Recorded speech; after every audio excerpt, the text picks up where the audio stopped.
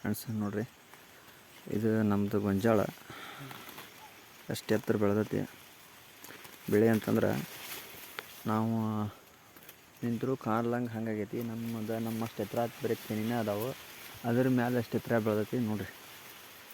ಗೊಂಜಾಳ ಹೆಂಗೈತಿ, ಇಷ್ಟು ಕುಂಡಾಗ ಎತ್ತರ ಬೆಳೆದೈತಿ ನೋಡಿರಿ. ಇಷ್ಟು ಎತ್ತರ ಐತಿ.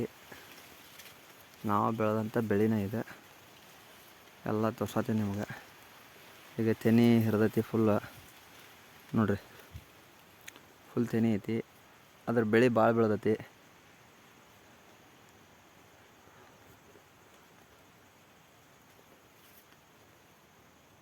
ಇದು ಗೊಂಜಾಳ ಬಂದು 304 ಅಂತ.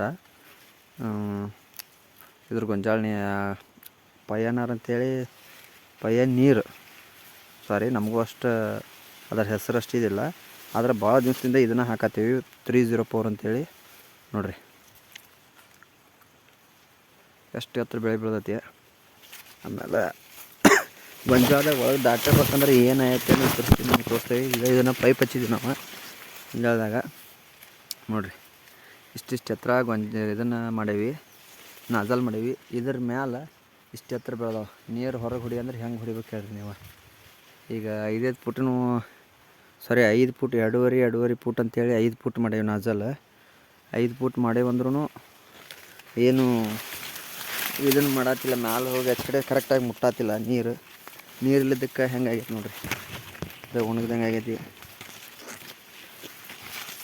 ನೋಡಿರಿ. ಇಷ್ಟು ಬೆಳೆದೈತಿ. ಇದ್ರಾಗ ನಾವು ಇವನ್ನೆಲ್ಲ ಇದನ್ನು ಮಾಡ್ಬೇಕು, ಜೋಡಿಸ್ಬೇಕು.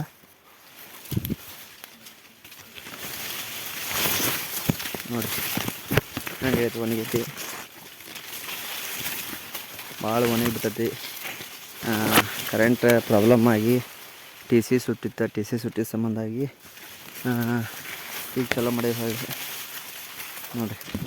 ಇಷ್ಟು ಎತ್ತರ ಬರ್ತೈತಿ. ಇದ್ರಾಗ ಹೆಂಗೆ ಜೋಡಿಸೋದು ನೀವು ವಿಚಾರ ಮಾಡಿರಿ. ರೈತರ ಪ್ರಾಬ್ಲಮ್ಮು ಸ್ವಲ್ಪ ಅರ್ಥ ಮಾಡ್ಕೊರಿ. ಹಂಗೆ ಅಲ್ಲಿ ಕುಂತು ಹೇಳಿದಂಗೆ ಅಲ್ರಿ ನೋಡಿರಿ.